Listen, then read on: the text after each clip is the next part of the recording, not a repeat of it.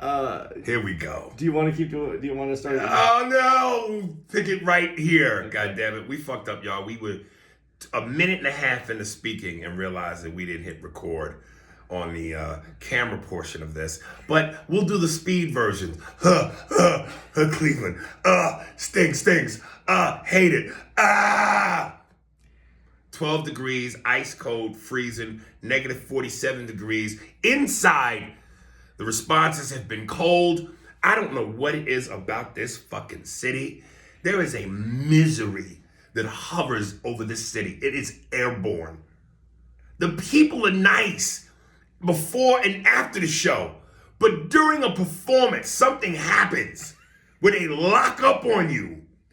Did they say that this is one of the hardest rooms to do in the country? Cleveland, Memphis, and Mississippi. Oh boy. I might have to give Cleveland a year off. Just take a break. I'm not mad at Cleveland the same way you are, but because the people are nice. Yeah, but goddamn it, I'd rather you be less nice and get into the fucking show. Dude, have you ever did the Apollo? Yeah, I did the Apollo when I was 17. Is this as hard as the Apollo or not as hard? No, because this is harder because the Apollo, they boo you. They just get you off. I would rather you get rid of me than you make me stay chained to a fucking bench or chained in the basement having to deal with this torture. But they're loving you at the show. 8 sold out shows. We added, normally we do 6, we added 2. Listen, oh man, I don't, you know.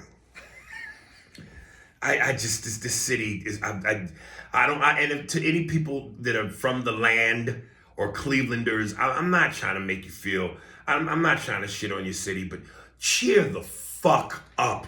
Why are y'all so tight and angry? I will say this because I don't want to sound like I'm just trying to be the other side of what you're saying. There is a heaviness in the air, though. There's a heaviness. Yes, in the it's a misery. It's a fucking airborne misery. It's like everybody has a backpack with like 20-pound weights on it. Jesus. So, just a bit outside. That's what I love about Cleveland. That movie, Major League, one of the best, funniest sports movies ever. The sequel I didn't like as much because Wesley wasn't in it. They replaced him with Omar Epps. But Wesley, Tom Bergeron, of course, Charlie Sheen. Wow, dang, I think I love you. Love it. Yeah, I don't know what else to say about it. There's nothing to say, man. There's nothing to say. Just... The staff is good. The manager is... Hey, you guys need anything? Frank, the manager. Frank is on anything. I don't know if that's an act or if that's just who he really is. I think it's who he is. But next time, when he comes in today and goes, Aries, Andy, do you need anything? I think you should ask for some pussy and see what he does. Hey, okay. Give me a sec. All right, no more time to waste. Drum roll. For all of you, I want to say thank you. For all of you niggas that wrote in to the podcast and said, yo, Aries, you are sleeping on Snowfall. You've got to watch Snowfall. To all the people that saw my post as I was constantly posting, as I was going from season to season, who said, yo, we can't wait to hear y'all talk about it on the podcast. Yo! This fucking show is amazing! Oh, before we get into this, let me say this too. Because I remember when we did the podcast with Neri in Florida, and someone wrote in and said, Cobra Kai, you guys gonna love it. And Neri went, yo, that's my show! I watched it. Dude, I watched the whole first season and felt nothing. Dude, it's all about you have to have that Cobra Kai experience as a kid to really get into it. I did have it. And Karate Kid was my era. And then they flipped it on this one. I like this one. And it's, there's more storylines. There's, his daughter, his son. I cared nothing about nobody. You don't like what they did with Johnny the carrot, the kind of the bad kid in it. The original, no. In the original, yes. But then in this, where he has issues. He's driving that same car from when he left high That's school. a lot of motherfuckers in high school. But it's done well. I mean, I thought it was great. And at the very beginning, they bring the daughter in by hitting his car by the Land Rover. Is it Land Rover? Yeah, hitting the car. And every little bit about that beginning, I mean, it builds to getting you back to the Karate Kid. You know a show is good when, and Cobra Kai is only 30 minutes. Not even. It's 20 something minutes. When it goes by quick. Like Sex in the City, again, one of my favorite shows. It's only a half an hour. But each fucking episode goes by so fast because it's so good. Cobra Kai went by fast, but not like it did not leave me wanting more. Snowfall's an hour. Dude, I was looking at the clock like, yo, this episode's ending in 5 minutes. Please, no. Snowfall is potato chips, nigga. You cannot just watch or eat one. You finish the bag, motherfucker. This show, and after watching the first season of Snowfall, I went, I can't go back to Cobra Kai. Now, I can't. It's completely different. Yes. And Cobra Kai, the one thing on the knock that I have on it, just to say this, because I really enjoyed it. I enjoyed it. I watched it all the way up into where it is now. And the new season's supposed to be coming out. But anyway, it's very soap opera-esque at the end of every episode where where it's just about ready. Like they're gonna see each other for who they are, and everything's gonna get better. And then that one moment, that one thing happens, and then they leave it there at that end, and it's like, oh no, again. And then they go back, and it's another. I can see that. If that was your complaint, then I would agree with you. But it's just kitschy, man. It's your 80s. It's where they are now. I tried. I tried. All right. But Snowfall! That is the shit, man. I want to tell everybody that who you said you thanked them for putting. Yes, motherfucker. I'm angry that you didn't hit us up enough. Yes. Because I gotta admit, I missed big. I mean, from 10 seconds of that fucking Snowfall, I was in. Let me tell you something. I wrote in my notes, first note, drugs, nudity, dick sucking, violence, and a straw in the ass. You got me.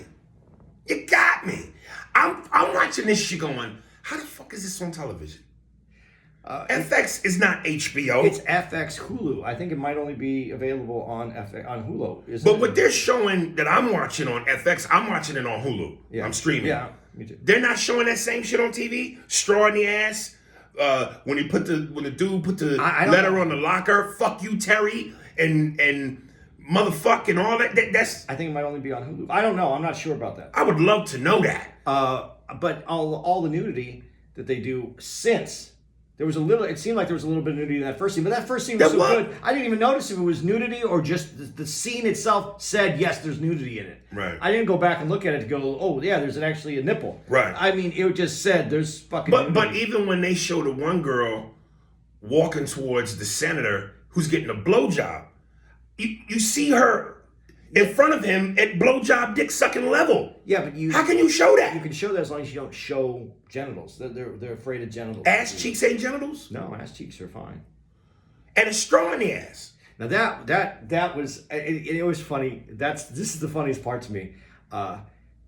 Because we try not to talk about the show. Right. And we kind of brushed over this because I went, dude, the straw in the ass, and you pepped up. And I went to explain it, and I stopped. I said, no, man, I have to do this on the podcast because people have to see your face if they watch the video, the raw and uncut version of this podcast. Mm-hmm. But the straw in the ass is you put the Coke in the straw, and he wanted her to blow it in his ass. You have some of the most amount of blood cells in your ass. And so that's why you hear about these things where people are taking tampons and filling them with alcohol, vodka, and then they shove that up their ass and gets them really fucked up. And then that's their night. They're super fucked up, but it can also, now just saying this, that also can kill you because it goes directly into your bloodstream. It doesn't go through your digestive system at all. Just you absorb it. So it's a quicker way to get high. And more fucked up. So and stronger. Yeah, so when you blow that cocaine into your into your asshole. Now, I've never done this, by the way, but I know what the makeup is. I'm going to tell you something about, we'll get to it. But if you blow that in, it's going to absorb directly to the the blood cells in there. It's going to go into your system, and that's why the dude OD'd. That's why he OD'd. Because it was too much. It was too much, and it happened. Now, in the '80s, when I was in my peak of doing cocaine and enjoying my fucking life at the clubs and fucking, I put some. A lot of times when you did coke, you would do a line, and then you do that thing when you brush your teeth with your finger. You rub what's on. Now, there. what's that do? That also, this is a quicker way. Like it goes into your system faster too, shit. and it numbs it out. So you do that. Well, I did a line off the girl, but I had it on her leg, and I did it, and then I just rubbed that on her pussy. And because I was going down on her. And this is a lot for the podcast, but I'm just saying. This is a lot for me. Yeah. So you're going. I'm looking at you with that wife who's looked at her husband and found out this nigga has a secret life as a serial killer.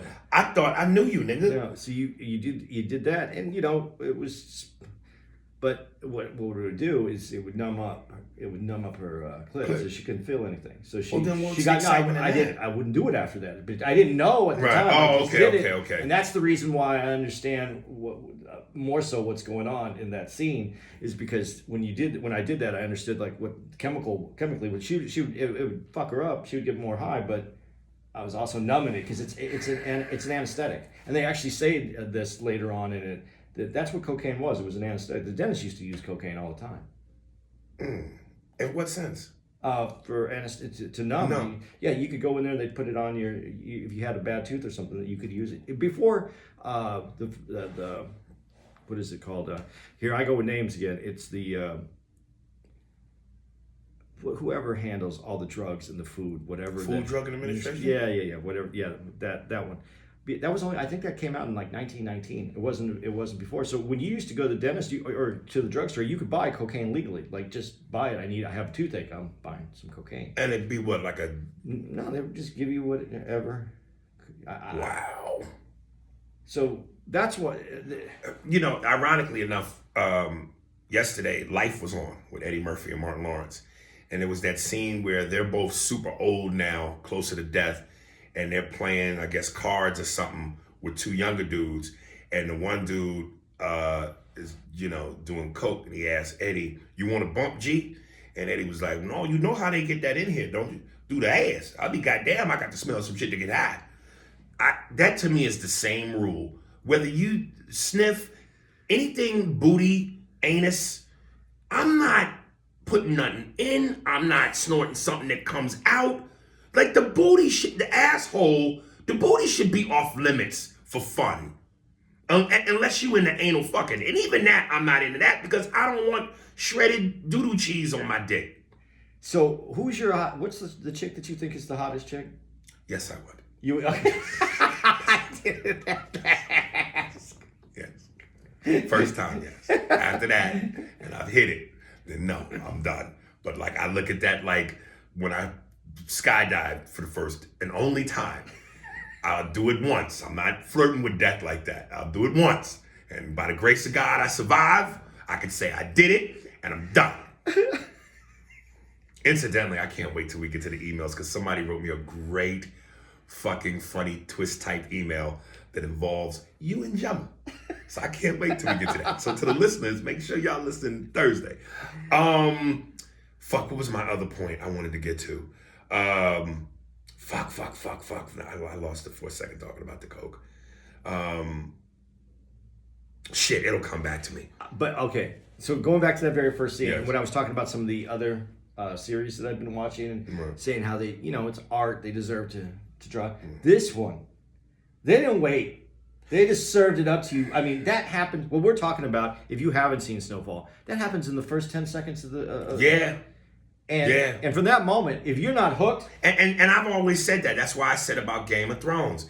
Don't tell me, wait till season 2 or, the first 8 episodes. If you don't get me in the first one, then I'm not... How much more I'm supposed to invest in this? Because I remember as soon as that first one ended, I was like, I got to watch another one. I talked to you and I was like, dude, we weren't going to do all 3 seasons right now, but I told Aries on the phone, I was like, dude, I gotta confess, man. I watched the whole thing. I couldn't stop watching. Dude, I'm telling you, it was potato chips, nigga. By the time season 3 ended, I was upset. season 4 was not on. And I know it starts this week, but I'm not going to do that to myself. I'm going to wait the 2.5 months for the whole season to play. Oh, I'm not. And I'm going to potato chip, nigga. No. I can't. Listen, I tried to do that with Power. I did do that with Power. Before the final season, the season before that, I would watch week to week. And when they would end it, I would go, no! Because I was dying for the next one. And I had to wait a week. And then they show you the preview of what's coming that week. And it's juicy and you want it.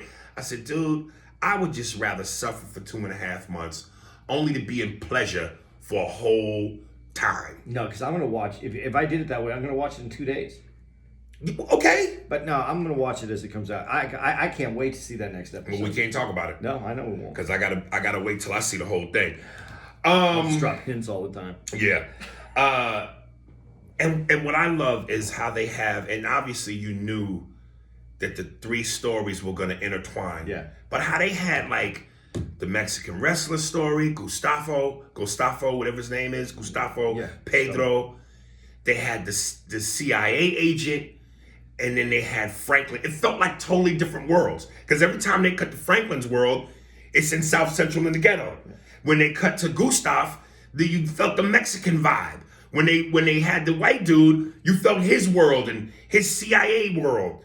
And the fact that you're watching this going, how does all this connect? You know it's going to. Yeah. But each fucking story had its own thing that was juicy. And getting back to like that first 10 seconds that we saw, that we Right. talk about the movie that hooks you in, that beginning of the series keeps popping back up throughout the series too, because of they weave that in. And, Right. and you know, if you haven't seen this, these are all spoilers because we're going to talk about the whole thing.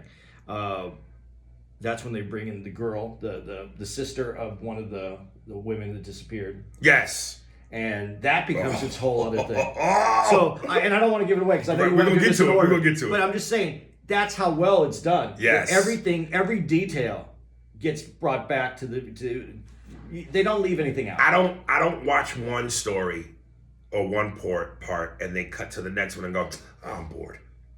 Each one was fucking great. Now I remember what my note was when let me go back to the code for a minute.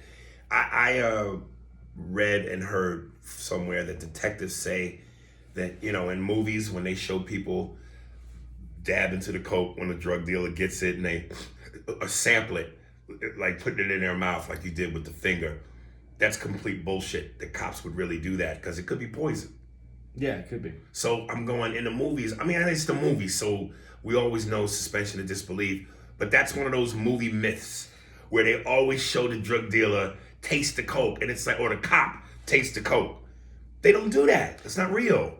They're going to say they don't do that because legally they can't. Oh, They do. you really think they do that? Yeah, they do that because if the other guy's doing it, it's not poison. So, and if they have to look like they're not undercover, they're going to do it. But wouldn't that also run the risk of them getting addicted? That's when they talk about some of these people that go undercover for too long. And become that. Yeah, they get lost in it. Okay. Because I'll stick to this, and I say that the difference between anything in life, the good guy and the bad guy, and this is where let me tie Cobra Kai into this: the good guy and the bad guy, and then flipping it. In that same world, the good guy, the cop, the DEA agent, the CIA agent, they're really going back and forth between good guys and bad guys, and that's really the truth of it. I mean, it is.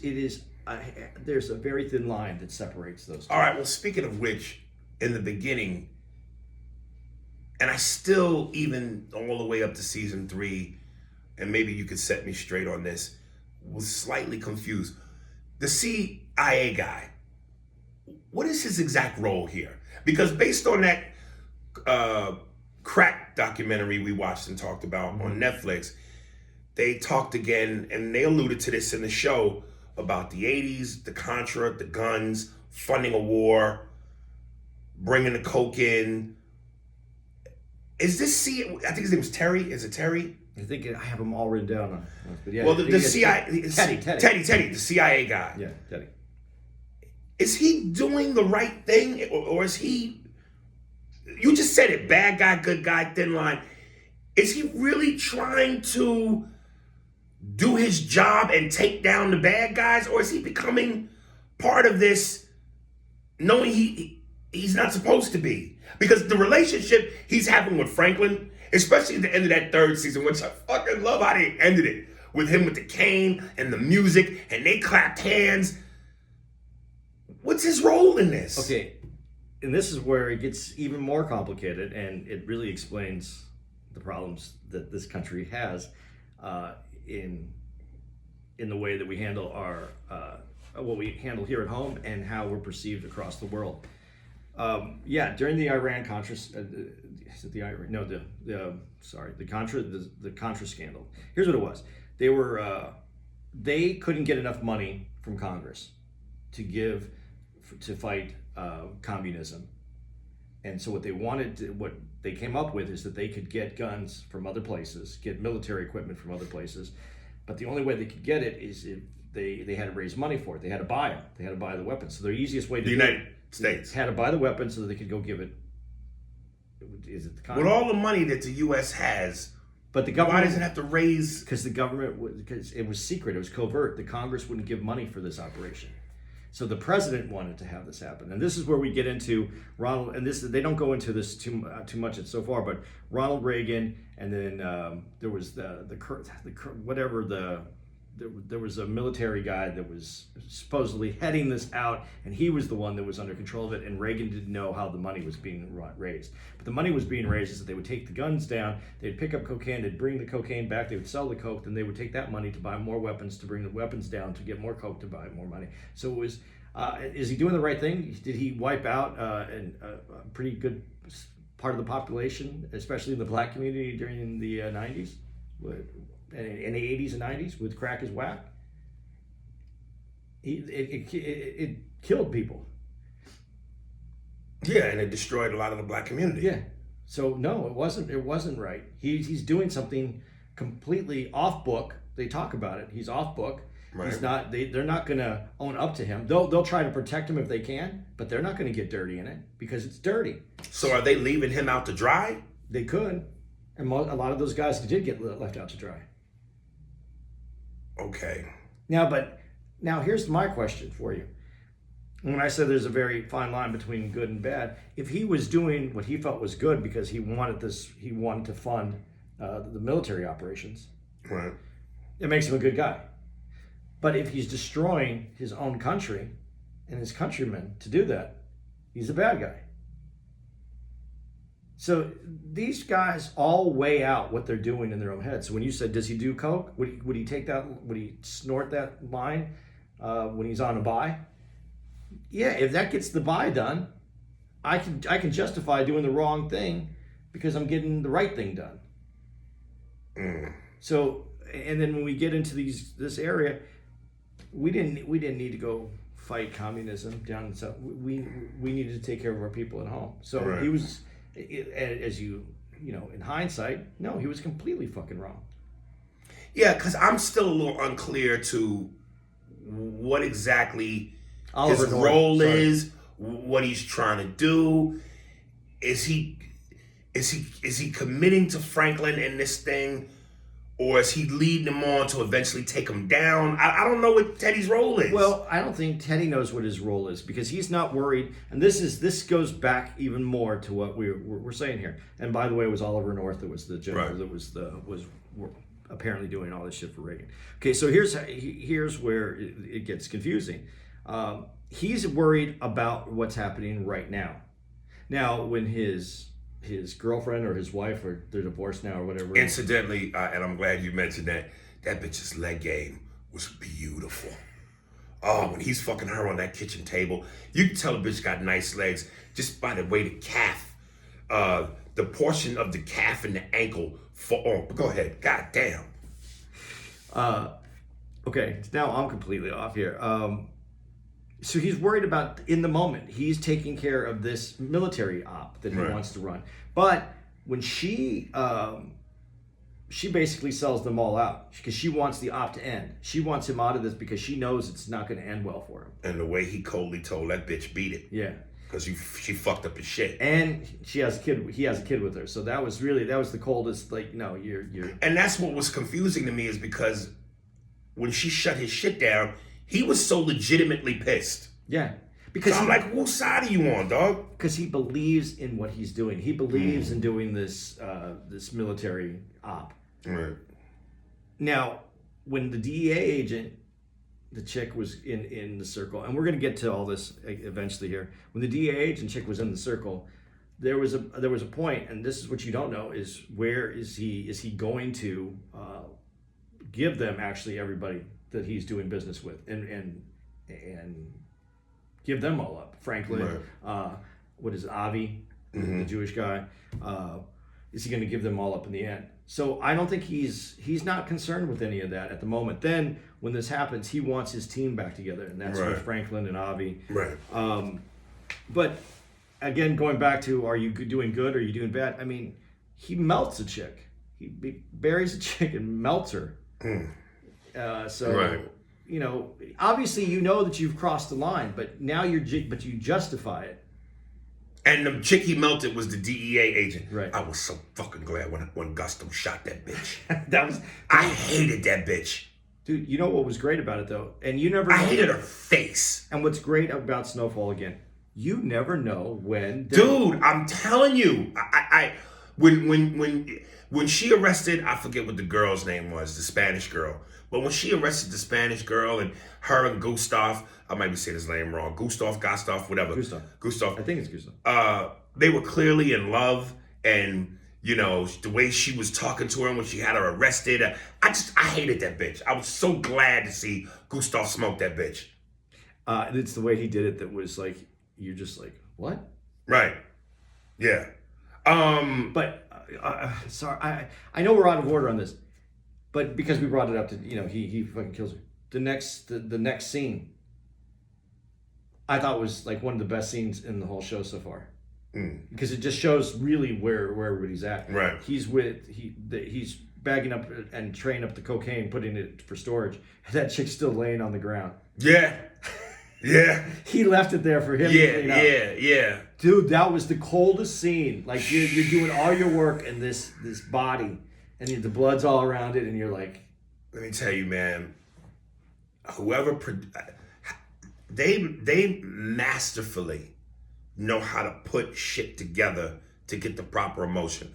When they basically ended the first episode where Franklin sees his dad walk across the street, and the tears start coming down, and then she says something to him, Aunt Louie. Do you want to talk? Just move the fucking car. And then you got Nina Simone playing in the background. And so you have an idea. Oh, God. Between his great acting, the emotion of the scene, the tears, Nina Simone, that song being dragged out, cut to black. God damn. Okay, and he's also a British dude, though, right? And cut. When I sell these drugs, which of the, is it the Cholos or the Negroes? Which one do I might say to? I'm not quite sure. Or John Love. What's my motivation here? What's my motivation? When I smoke this nigga and I turn to my boy, hey, what was the nigga with the radio? Do you remember his name? No. Lonnie, Leroy, he had some old school black name. Leroy, whatever the bloke's name is. When we come together and we pull up with guns, do we shoot him in the face or shoot him in the stomach? And action. You don't fuck this shit up because you don't like the way a nigga talk? Brilliant. All right. This is the one question that I've had on my plate since probably about the third or fourth episode. Mm-hmm. Who does he remind you of? Franklin? Yeah. Who? Not his acting, not Franklin himself. His acting, the actor, which I had his name written down. I don't have it. Who? Do you not see anybody in his acting? No. You don't. No. Who? We'll talk about it some more, then we'll get to it. Well, let me ask you this. And I post this question on Instagram. In terms of gangster / drug / boss type shit, put your dick on the table. Who strikes you the hardest? Tony, Ghost, Walter White, Avon Barksdale, or Franklin? It depends on which Franklin. Okay, that's gonna take me to my second point, but because now we're gonna go a little bit out of order because I just want to flow. I want it to flow how it flows. Okay, I'm gonna ask you though who he is because it's gonna be important as we develop this. You don't see Denzel in his acting. You don't. Oh my God! Somebody hit me and said, "Do you see Denzel in terms of his swagger?" Yeah.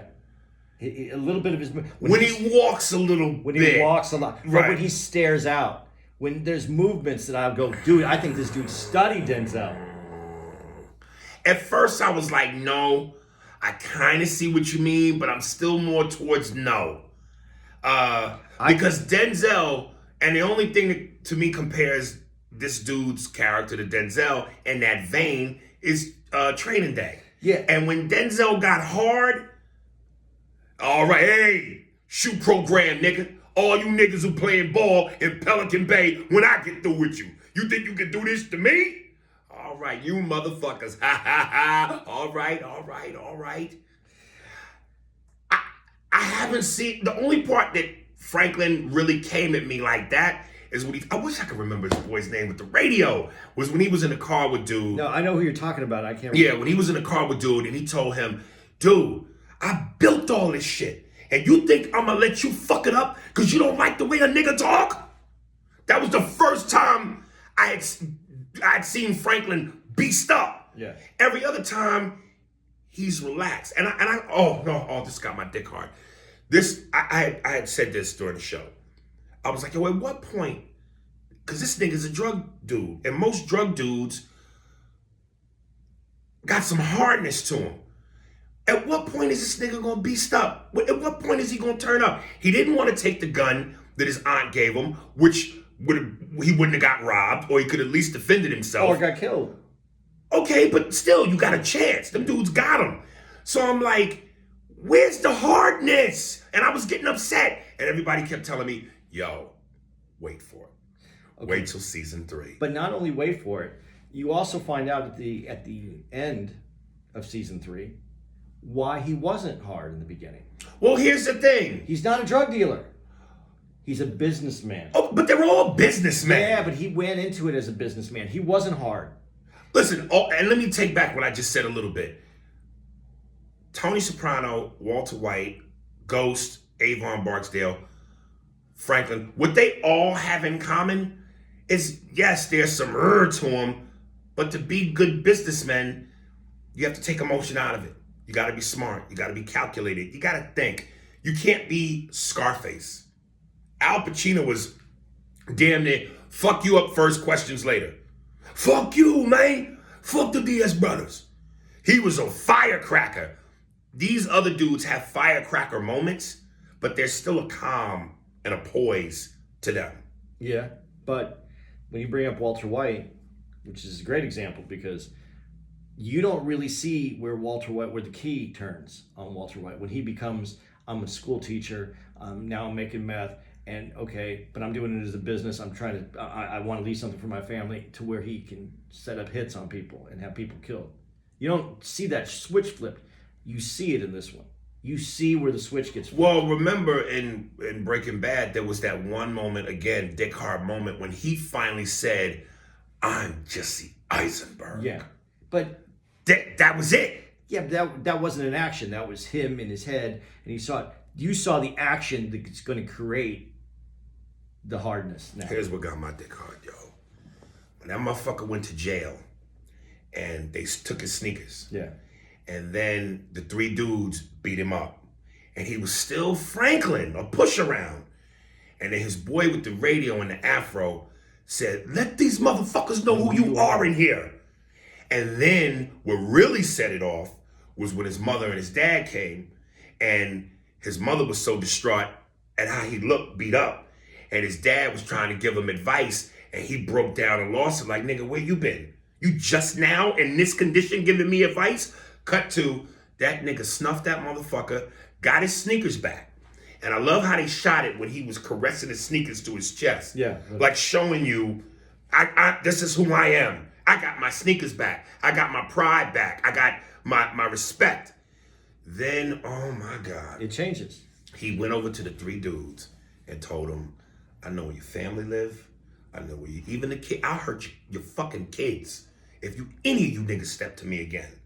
I said, here we go, God damn it. Here we go. And what was so great about that whole episode is you watch him in his socks throughout the whole episode. You watch the socks get dirtier and dirtier as he's walking around, and then it's the moment. Oh, man food. They gave you what you wanted. And can you imagine that character? And this is why I love this character so much.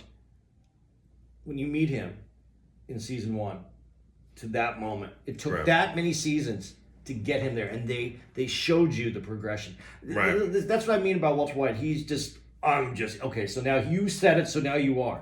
No, you felt that. You felt this change. You saw the change. Right. And you know when the way they ended episode 2, where he gets beat up, and that music again is playing, and they cut from him on the ground, battered, bruised, looking up at the camera, cut. I mean, again, the music, the timing, the moment, it's all put together like a stand-up set where you leave the audience wanting more. And then, of course, the scene that jarred the shit out of me. They go to get the money, and this motherfucker tied up, telephone cord around his neck, tied to a pole, spits blood in Franklin's face. And again, that was one of those moments where I'm going, nigga, what? This nigga just spit blood in your face. Took your money, told you he's gonna kill you if he gets loose. And you still not. Then they cut to his boy, the other dude, and he rapes this nigga. Well, this isn't his dude. This is the dude that he... Yes, who ends up fucking him too. Because he robs him once he gets the money. And I'm just like, when he was like, yo, they killing him. And he was like, nah, yo, I think he giving it to him. And they show this nigga come out the room, buckling his pants and his belt. And dude is bent over the bed with his drawers down. Listen, here's my question. He obviously knew where the money was, but he refused to give it up. At what point during the rape process do you finally go, I'm gonna tell you where the money is? Is it when you feel your drawers and jeans go past your ass? Is it when you feel the tip go in? Or is it around 8 to 15 strokes? Because the moment I feel you put your fingers within my belt and my pants and move my shit, yo, dog, let me tell you where the money is. Okay. Because he obviously told him. Yeah. Now here's the question: did he tell him before he fucked him? That's what I'm saying. Yeah. Did he tell him during, after? 18, 15 strokes in.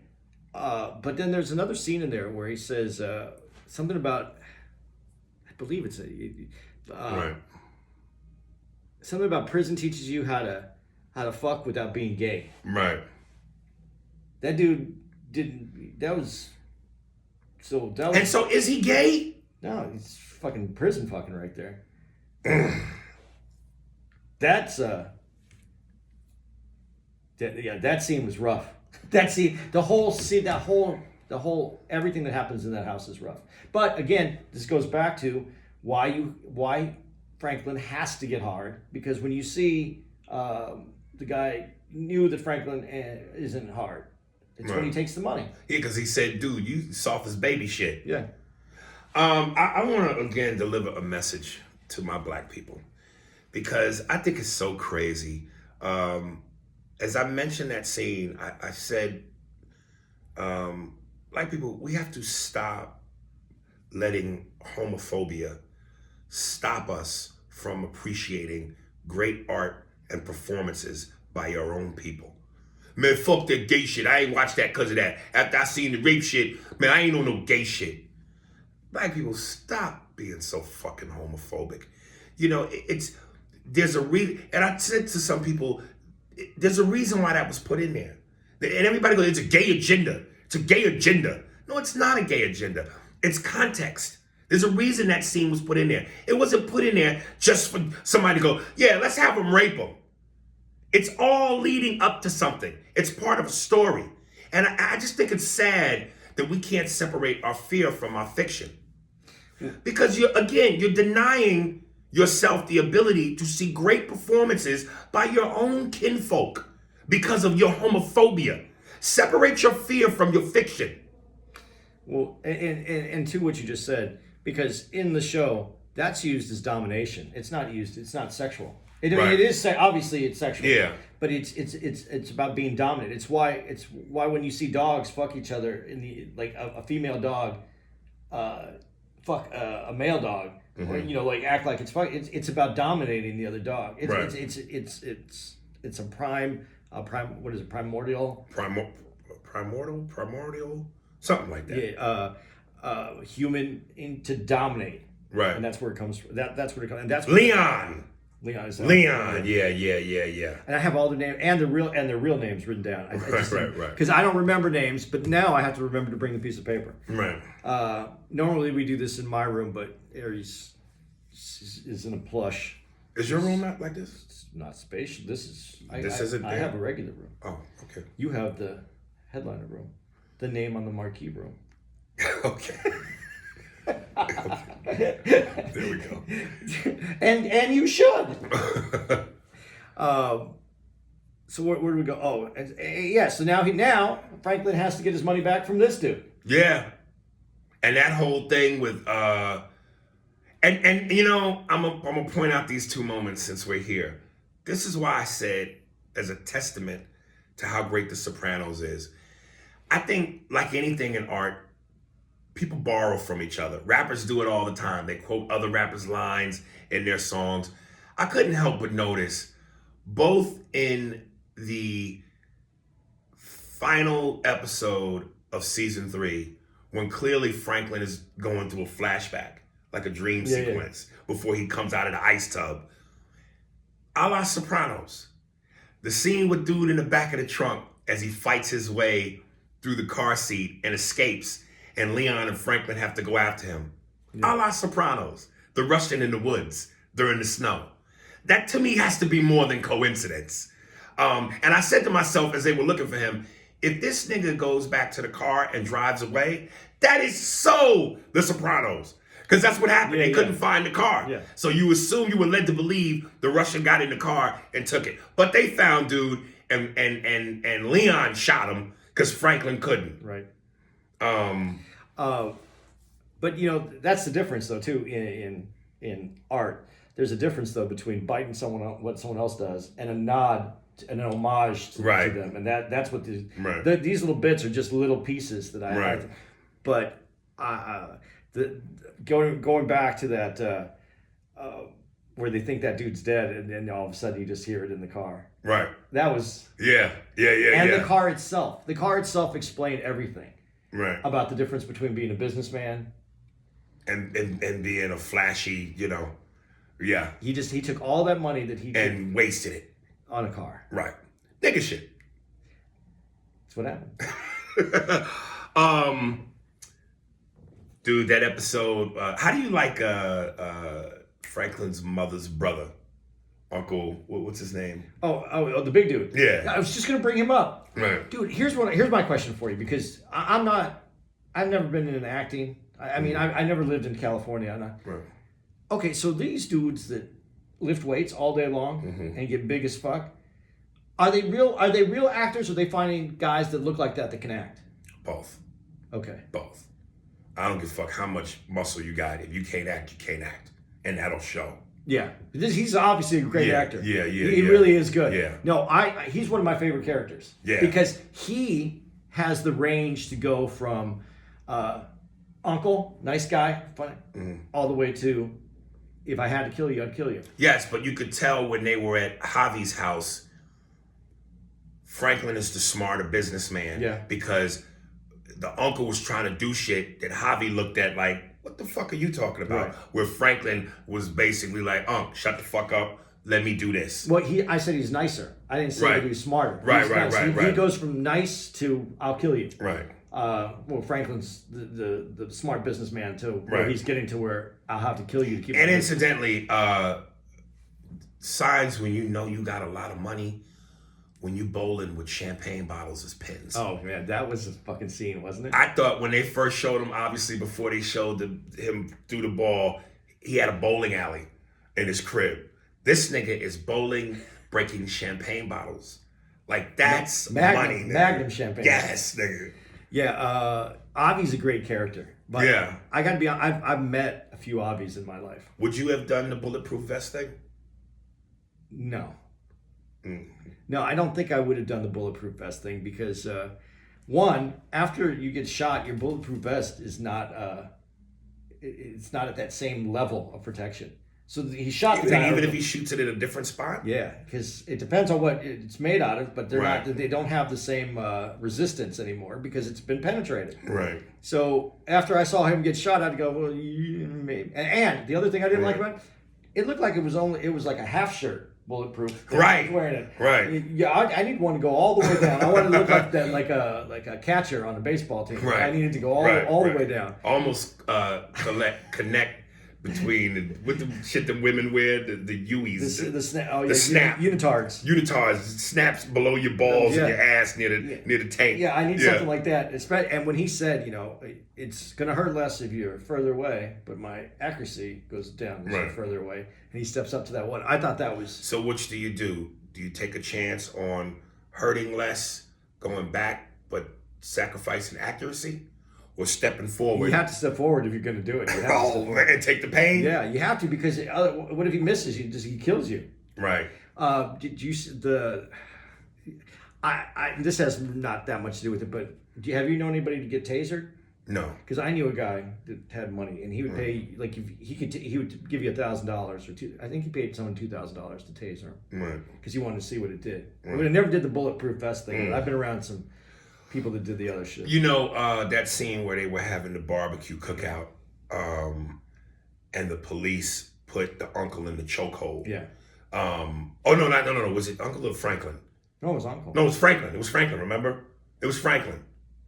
It was the uncle later when they came in the house. Yeah, you're right. Yeah. But it was Franklin. And the black cop who showed up, who's the father of the daughter, that's the love interest of Franklin, and he stopped it. Shouldn't it be mandatory that white cops have a black sidekick? So that when situations like that come up, you hope the black cop does the right thing and stops it. Because if he hadn't stopped it, Franklin could have died that night. If you're in a neighborhood that is reflective of the community that's opposite of white, if you're in a Hispanic neighborhood, if you're in a black neighborhood, yes, you should have something that represents. I think that any neighborhood should be patrolled by who they are. Right. And the reason I say that is because culturally, people don't understand each other. And I shouldn't say culturally, white people don't culturally always understand other cultures. Fuck understanding. Whether you understand me or not, the black cop has got to, if it's a Mexican neighborhood, the Mexican cop has to serve as a stopper. But let me ask you, yeah, he does have to serve as a stopper. But that's what I mean, because they don't understand, like, the whole party in the front yard. I don't know how many times have you ever been told? I've never been to no shit like that. You haven't? Never. I think in certain parts of New York, the Brooklyn or the Bronx, they've had outdoor parties. Yeah. I've never been to one. In Mexican culture, it's very common to have a party, but it's in the backyard. Right. Sometimes they'll spill out to the front, but that'd have to be a lot of people for it to spill out. But even if it's in the backyard, it's the same amount of noise, isn't it? Yeah. I mean, neighbors can get mad, but it's usually, in Hispanic neighborhoods, it's other Hispanics. They get it. Right. They're part of the party. They come over. It's just a different mentality, though. So, yeah, I don't think that straight up 100% white people understand other cultures. They understand just that. Right. I'm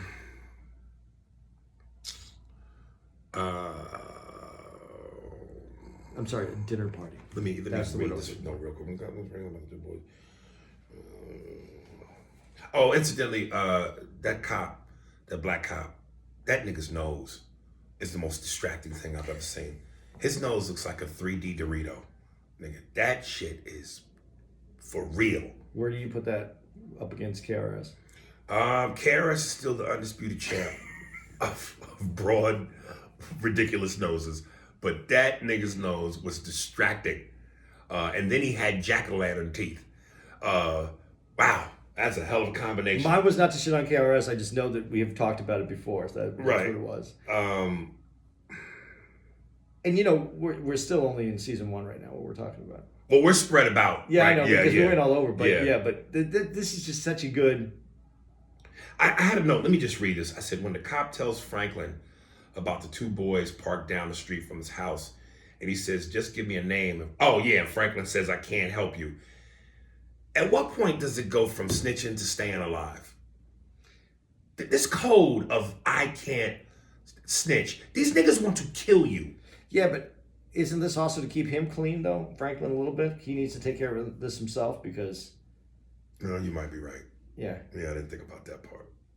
I'm just thinking if a motherfucker want to kill you and the cop is telling you, give me a name so I can prevent this, why wouldn't you do what you got to do to survive? Because it can put him... It can bleed into your shit. Yeah. Right.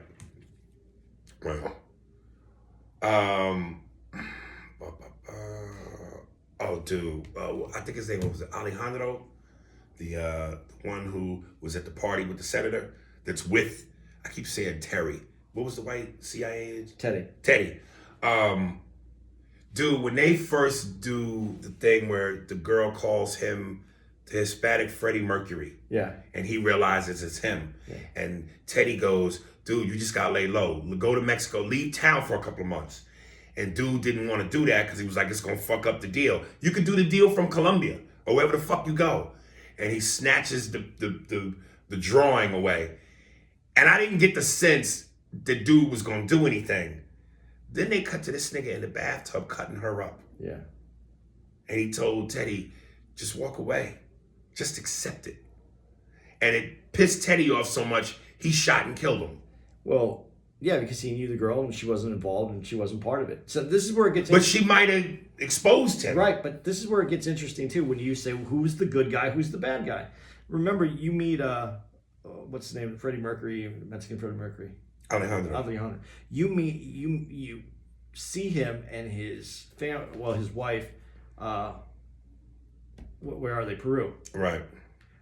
You see them doing, and you see how important getting these weapons are to him, so that he can protect his community. That he needs this to survive. Right. And she says, and she talks about him. His wife talks about him to Teddy, saying who he is, what he's hard, and he goes, no, you seem to know. And he says, yeah, he's my husband. So you understand that all this is needed to do what they're doing. Mm-hmm. And so him killing that girl was not about just killing that girl. It was about protecting what he felt was right for the business. That wasn't the business part. He needs the weapons. He's trying to protect his country. He's trying to overthrow government. Right. That's all that's important to him.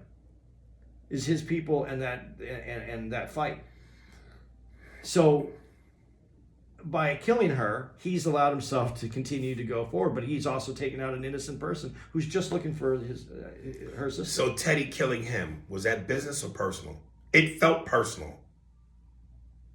I think it was just too much for him, because I think that even when he finds out that Alejandro killed those other two, the two, when he hits his 2 girls, when he kills the girl that was at the party that night, and then he finds out, I don't think Teddy would have accepted that then, but it was already done. It was already done. He even says it's done. There's nothing we can do about it. We have to move on.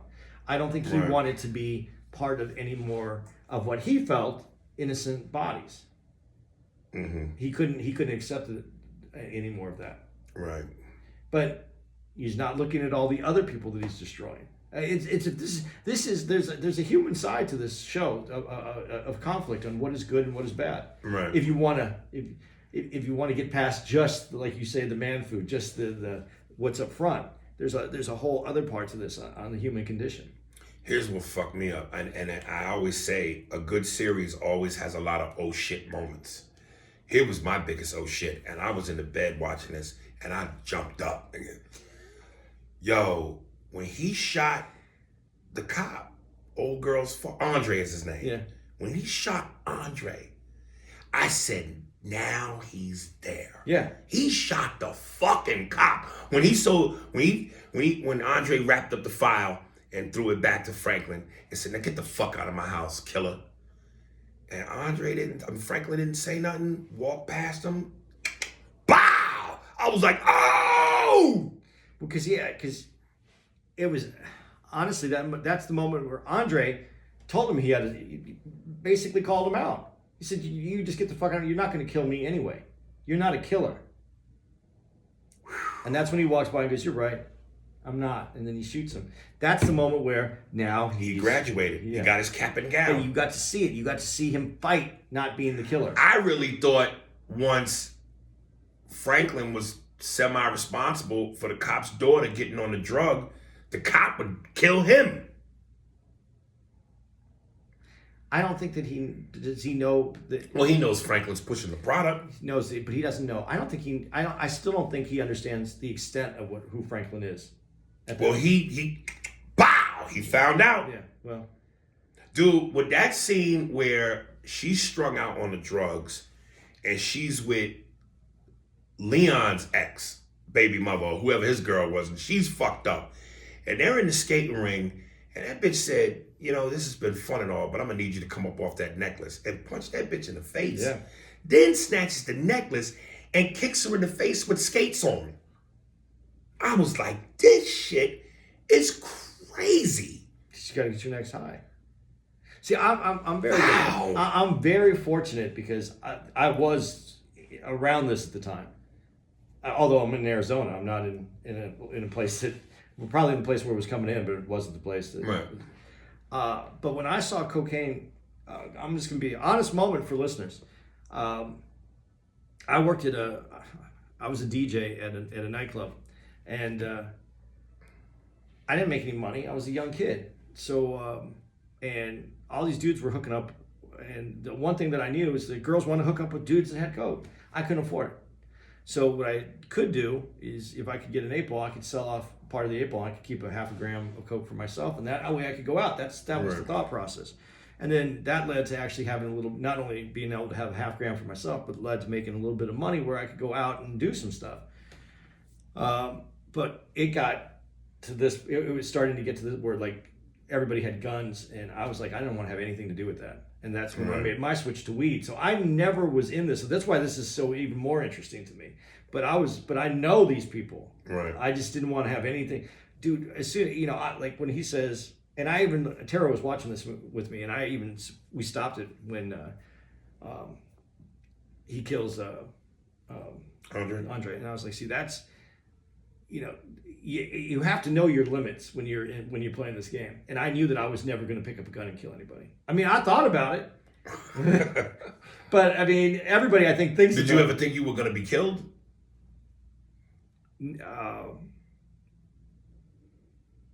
Yeah, but Wow. but I didn't want that. I didn't want that in my life. I didn't want it like that. So that's why I went over to weed. Weed got safe. Weed was safe for the whole time I was. Right. And then cocaine and weed, the dealers just became the same people or the same thing. And so then I got in trouble and I was out. I was happy to be out. That's the thing that's coming up here that we're gonna discuss, is that his mom is saying you can get out. Everybody's telling him he can get out right now. It's fucked up. Police are there. He has enough money. Well, I wanted to say one more thing about the daughter and him, but since you brought that up, here's my question, because I keep, they always say, and he kept saying this, for the business, for the sake of the business. Everything was about the business. At what point do you go, I've made enough money? Because you get out of this game one of two ways, jail or death. Very rarely do motherfuckers get out clean with all the money. And that's because they get greedy. At what point do you go, I've made enough money. Let me get out while I'm still above ground and not in a cell and live the rest of my life happy? Is it that you that greedy? It's the addiction to the life. You're making the money. He has, in his case, in Franklin's case, he's dealing with the CIA agent. I mean, that's a different thing than if you're buying from somebody who's a middleman to that. That's the more dangerous part even. The middleman is the worst guy. Right. So you have to deal with that. And I think that it comes up, I think it did come up in this, where he said something about Kennedy being, Joe Kennedy, who was the John F. Kennedy's father, made his money as a bootlegger and running alcohol. Mm-hmm. So That's when it's enough, I think. When you're in it and you have a pipeline, and you see a success, when you're a Kennedy, when you achieved an amount that you can change your community, yourself, the people, when you can affect that kind of change, when you can be that, that's when it's enough, I think. Because that's what's in your head when you're doing it. That's kind of the idea that I think where Franklin is right now. Right. Where his kids could become president. And you don't think he's made enough money at this point that that's possible? Nah, I don't know. We know he has millions, but we don't know how many millions. Wow. I want to go back to the daughter. Of course, that scene where they've had the funeral for Andre, and she's in the house and she's watching Franklin schmooze with Andre's partner. Yeah. And she's just had enough. She figures that out. And she leaves, goes to her crib. Franklin goes behind her. The whole time she's opening drawers, looking through shit. He's not piecing together. No, he thinks he thinks that she wants more crack. Because she's a crack addict. He thinks that she hit that moment that she has to have crack. That's what he thinks she's looking for. And when she takes that first shot and shoots him in the arm and he goes down, that's an arm wound. This nigga couldn't get up and run. That's where I did have a little. There's two parts to this that I have a little. That you need that suspension of disbelief. So apparently, maybe she hit him right in the shoulder joint. I don't know. Something that would be. Ain't got nothing to do with your legs. Yeah, and your adrenaline kicks in when yes. someone's shooting at you. You think you would just get up and run. Yes. Out. Okay, so that part. But can we go before that? Yeah. She's in a room. She's looking for crack. She's looking for crack. You mean she's looking for the gun, but No. I'm going to go before that. Before she even thinks that Franklin is the killer. Before she ever talks to the cop that we just brought up. Right. She's the one who informs the cop that she thinks Franklin killed her father. Anyway, before that, she's at home and she's looking through her bag. She's looking for crack. She's ready to smoke again. And then she looks up, and then they focus on the window lock, and then back to her, and then the window lock, and back to her. And she's like, Franklin killed my dad. Right. No crack addict would have made that connection. Even if they made the connection, they would have forgot about it in between trying to get crack again. So you think it's bullshit? That part is bullshit. Because she was going in and out of her window herself. She was sneaking in and out. She doesn't remember if she would have left the window and then shut the window to sneak out before she... So this is... that moment, it's the piece together moment, felt completely removed from the rest of the series for me. Because I was like, that shit she would be so focused on getting fucking high again. Right. That she would not put that. Yeah, that's one of those dramatic licenses. Yeah. That they do for dramatic purposes. That's so far, and up to that point, that was one of the really only things, other than some of the gunfire and when you're looking for people aren't going to notice. Avi shooting. And that was another thing. The cops next door didn't hear the shots? Yeah. Come on. So there's a few things that go on in here, but that one was the most egregious to me. Right. Because that's a pivotal point. Other things are just part of the texture of the story. And I got to say, I love that moment. It was a cold line when Andre's partner stops Franklin, gets in the back of the car, and tells him part of the reason why you were able to kill Andre is because you got close. Trust me, with me, you'll never get that close. I love that. That was cold. Yeah, but he has to go now. We know in this. You think he will? Yeah, in season 4. Because Andre, what's good, what's really cool about Andre is the gun is important in the fact that sometimes you have to. If that's the life you choose, you might have to pull that trigger. But he sets up people. He's smarter than them. He puts them in a place that he can take them out by letting someone else take them out. Almost a la the DEA agent. He's working in the same way that the CIA works. Okay, I'm not going to kill you myself. I'm the CIA. I can't kill you. Right. But I can tell someone who's looking for you where you are. I can turn you over all the information to the police so they can take you out. Right. He's working on that next level. He's working on the CIA level, not street level. Right. But if you're on the street, sometimes you have to do something. I think it was necessary for it to happen. But then I want to ask you, do you think it was preachy a little bit, or just it really was necessary? When Franklin is shot, first of all, let me just say this. When she shoots him, And then she walks out the house and throws the gun away, and they just go completely silent. Fade to black credits. Again, masterful. But when he goes into the dream sequence or the flashback, and they show him with the college administrator or whoever the top guy was. Oh, yeah. And they're basically explaining to you how racism works and how he got a raw deal. And he starts crying and talking about how he worked his whole life to get here. And he got fucked by a racist system, which leads him to go back home and now get into a drug life. We obviously know things like that happen. I think it was necessary for them to show that.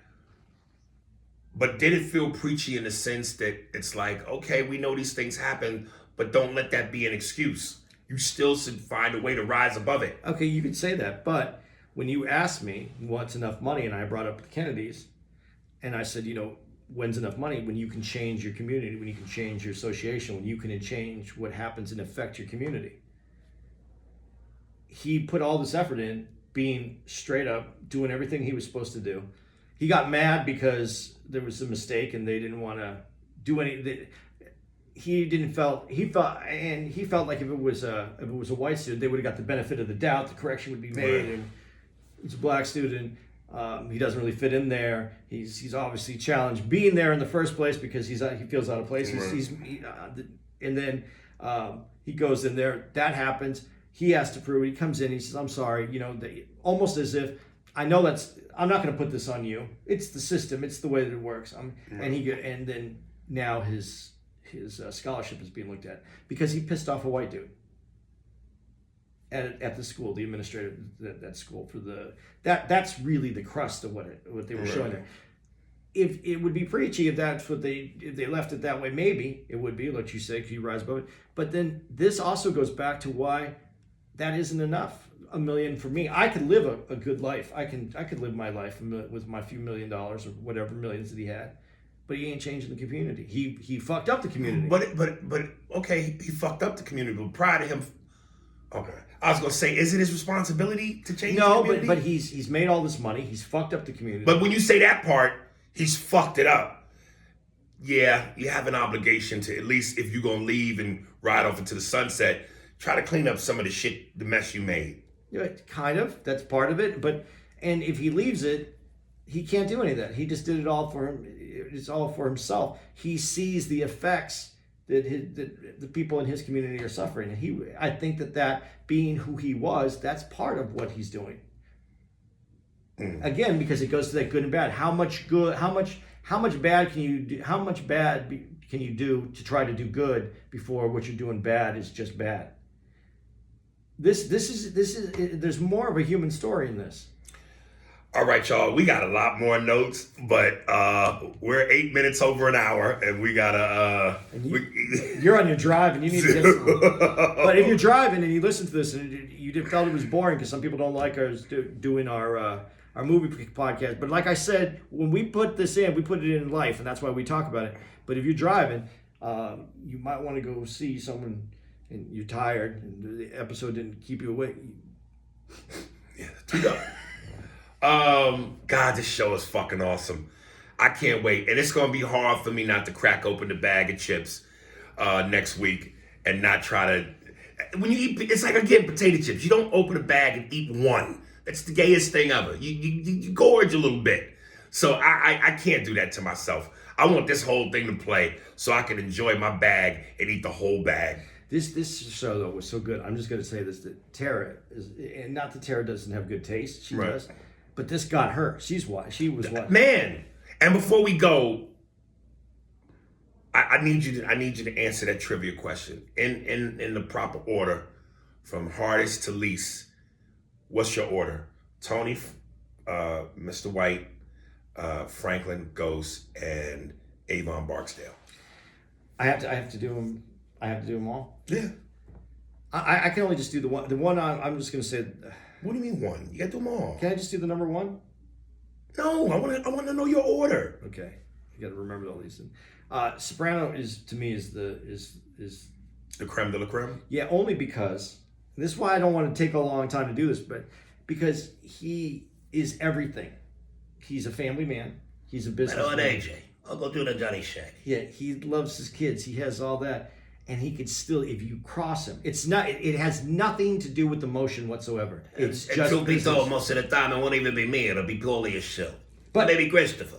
But it's just business, Yeah. and it's that easy for him. Yes. And there's no regret in it. This is you earned this death. So me and you are in agreement. Tony number 1. Yeah. Who's number 2?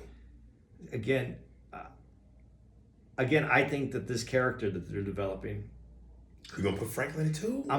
if they develop him correctly, because he is the next Tony, where he has all those relationships, but he's taking. But I don't know what's more left to develop. He's there now. He's there, but we don't know how How more ruthless he's gonna get. Yeah. All right. So is Franklin your 2? I don't know yet. What's my other choice? What's my other? Ghost, Mr. White, and Avon Barksdale.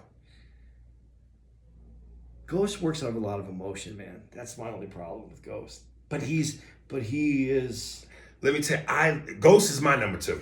Because that motherfucker Omari Hardwick, even when we saw him in American Skin, yo, he has a fucking intimidating, with a suit, that nigga's face, when he talks to you and tells you what it is, you believe it. That motherfucker look like he about to slap the shit. He looks like he would slap a woman. Like he just has that fucking, Tommy, Ghost is number 2 for me. I just said it, but he works with a lot of emotion. So he's not. He works off a lot of emotion. He's always in love and.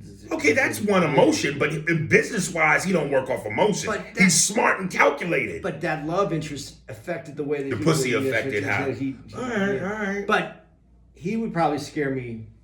So he's your number 2? Yeah. All right, we're in agreement. Number 3. Who's left on the list? Franklin, Avon Barksdale, and Mr. White. I gotta give Franklin my number 3. I'll probably put Tony, Ghost, Franklin. Yeah, and then I put Mr. White at the end. 5? Yeah. You put Avon Barksdale over him? Yeah. Okay, that makes sense, I guess. Yeah, because he was a teacher. He got into this and then at the end he just kind of he fucked up, and to him it's all clinical. He doesn't want to kill anybody. He killed people only when like the extreme measure. Okay, so for me, Tony, agree? Yeah. Ghost, agree? Yes. Franklin, agree? Yeah. Franklin could move up depending on what they do with him. All right. Avon Barks. We got the same list. Yeah. Avon and Mr. White. Because we looked at it kind of, I think, the same way. Right. All right. Well, there you have it, folks. Send in your list. Thank you again to all of y'all who told me to watch this show. I cannot fucking thank you enough. This shit is fire. Yeah, I gained weight. You can't wait. Yeah, I sat in front of my television eating those bags of chips. Yeah. Welcome to the club, Tony Soprano. Next time, put some ice cream with some sprinkles in it. Come. This is about your mother and a pariah shish. All right, coming up, musically. Oh, we didn't say where we're going to be Next week? Next week, when you're listening to this, We're in Tacoma. We're in Tacoma, and then Southern 2 weeks Kitchen, after baby. that, the second week of March, we'll be at Comedy Factory in Bmore. Yeah, and Baltimore. The crab cakes, home of the, what was the rap mall? Lexington Market. Lexington Market. Are we going to go back to Lexington Market? No. Dude, those crab cakes were good though. Yeah, but no. All right. This is from Sick Day. I think it's the song.